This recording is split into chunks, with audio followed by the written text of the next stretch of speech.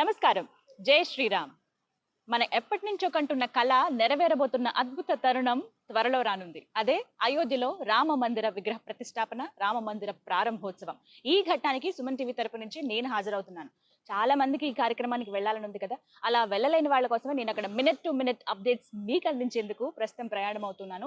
నా జర్నీ ఇక్కడి నుంచి ఏ విధంగా ఉందో, డైరెక్ట్ ఫ్లైట్ అసలు దొరకలేదు. బెంగళూరులో హాల్ట్, ఆ తర్వాత అక్కడి నుంచి లక్నో నుంచి అయోధ్య ఇలా వెళ్ళబోతున్నాను. Gautam neuro care brain stroke, migraine, fits, brain and spine surgeries కి బెస్ట్ న్యూరో సర్జన్. సో మీరు కూడా నాతో పాటు జర్నీ చేసి ఆ స్వామి వారిని చూసి తరిస్తారని భావిస్తున్నాను. వెళ్దామా మరి? జై శ్రీరామ్.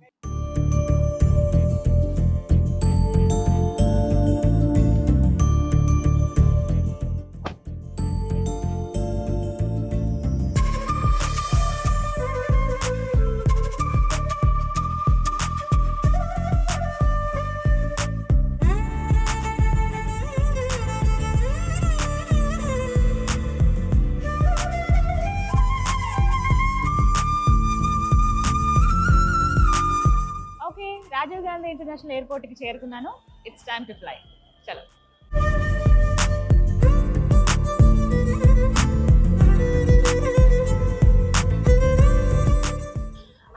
నాకైతే ఎప్పుడెప్పుడు ఆ రామయ్యని చూద్దామా అని ఉంది. జస్ట్ ఫ్లైట్ ఒక 1 అవర్ డిలే ఉంది. ఆల్మోస్ట్ అన్ని ఫ్లైట్స్ అలాగే ఉన్నాయి. హెక్టిక్ అండ్ పీక్ టైం కదా ఇది. అందులోనూ డైరెక్ట్ అయోధ్య ఫ్లైట్ అయితే దొరకలేదు. హైదరాబాద్ నుంచి బెంగళూరులో ఒక 4 గంటల పాటు అక్కడే వెయిట్ చేయాలి. మళ్ళీ మార్నింగ్ బెంగళూరు నుంచి లక్నో నుంచి అయోధ్య చేరుకుంటాం అనమాట మా టీం అంతా కూడా. సో చూద్దాం. యా ఓకే, ఇంకా కాల్ వచ్చేసింది, ఫ్లైట్ వచ్చేసినట్టు అనౌన్స్మెంట్ కూడా వచ్చింది. ఇంకా వెళ్దామా మరి?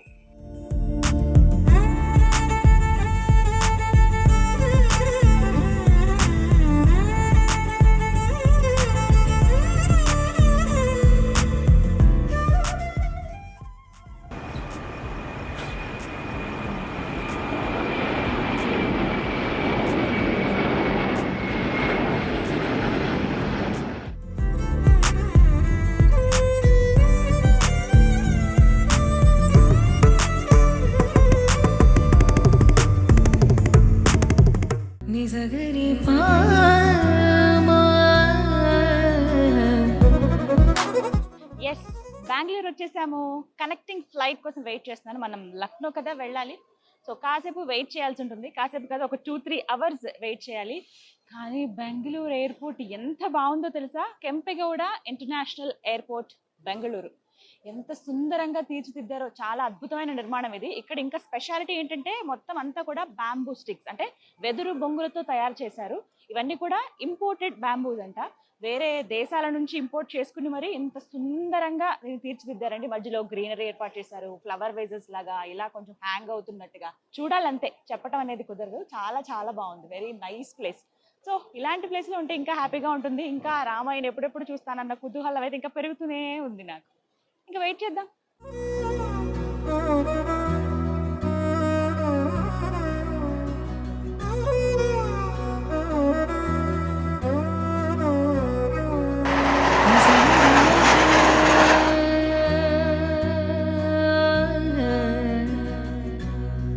నిజగరి పా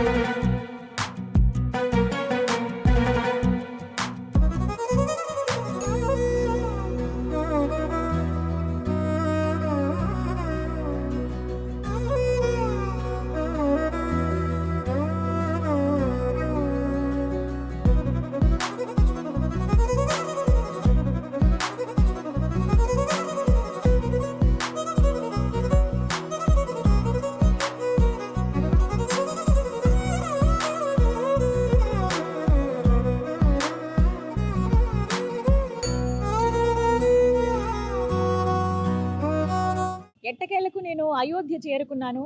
ఆ పరమ పావనుడు నడయాడిన పుణ్య ప్రదేశానికి నేను వచ్చేసాను. ఆ శ్రీరామ భగవానుడిని దర్శించుకోవాలన్న నా కోరిక మరి కాసేపట్లో నెరవేరబోతోంది. అయితే ప్రాణ ప్రతిష్ఠ జరిగిన తర్వాత కదా అందరం మనం దర్శనం చేసుకుంటాము. అయితే అసలు ఈ ప్లేస్‌కి రావడమే ఒక అదృష్టంగా భావిస్తున్నాను నేను. నిన్న హైదరాబాద్‌లో సాయంత్రం 6:30 గంటలకు స్టార్ట్ అయిన మేము ఇవాళ దగ్గర దగ్గర టైం 2:30 అవుతుందండి. అంటే 15 గంటల జర్నీ మాకు. ఫ్లైట్‌లో వస్తేనే మాకు ఇంత టైం పట్టింది. ఇక బస్‌లో వస్తే అంటే రోడ్డు మార్గం ద్వారా వస్తే లేకుంటే ట్రైన్‌లో వస్తే ఇంకెంత సమయం పట్టేదో అర్థం చేసుకోవచ్చు. డబల్ అయ్యేది ఖచ్చితంగా. రోజున్నర అంటే దగ్గర దగ్గర 30, 32 గంటల వరకు ఖచ్చితంగా పట్టేది. ఎందుకంటే ఇప్పుడు పీక్ టైం కాబట్టి అన్నీ చాలా బిజీగా ఉన్నాయి. ఫ్లైట్ టికెట్స్ కావచ్చు, రిజర్వేషన్స్ ముందే జరిగిపోవటం కానీ, అందరూ చాలా ముందు జాగ్రత్తలు తీసుకున్నారు. అలాంటి వాళ్ళు నిజంగా అదృష్టవంతులే. ఇప్పటికే చాలా మంది వీవీఐపీలు, సాధారణ భక్తులు, ప్రజలు కూడా వచ్చున్నారు. కానీ ముందు 2 రోజులు మాత్రం వీవీఐపీలకి దర్శనం ఉంటుంది. అంటే ప్రతిష్టాపన రోజు, అలాగే ఆ తర్వాత రోజు. ఇక నెక్స్ట్ నుంచి సామాన్య భక్తులకి అనుమతి ఇచ్చే అవకాశం అయితే కనిపిస్తుంది. మొత్తానికి ఇంత సుందరమైన ప్లేస్ అంటే నాకు ఒక ఫీల్ ఖచ్చితంగా వస్తుంది. అంటే తిరుమలకి వెళ్ళినప్పుడు ఎలా అయితే నాకు ఒక భావన ఉంటుందో, ఒక భక్తి భావం వస్తుందో ఇక్కడ అయోధ్య ఆ శ్రీరాముల వారు అసలు నేను నా జన్మలో అనుకోలేదు. కానీ రాగలిగాను ఇక్కడి దాకా. చాలా సంతోషం అనిపిస్తోంది. ఇది ఇవాల్టి వ్లాగ్ అన్నమాట. అంటే ఎలా అసలు జర్నీ ఎలా స్టార్ట్ అయింది, ఎలా రావచ్చు అనేది మీకు చెప్పాను. హైదరాబాద్, ఆ తర్వాత బెంగుళూరు, బెంగుళూరు నుంచి లక్నో, లక్నో నుంచి అయోధ్య. జై శ్రీరామ్.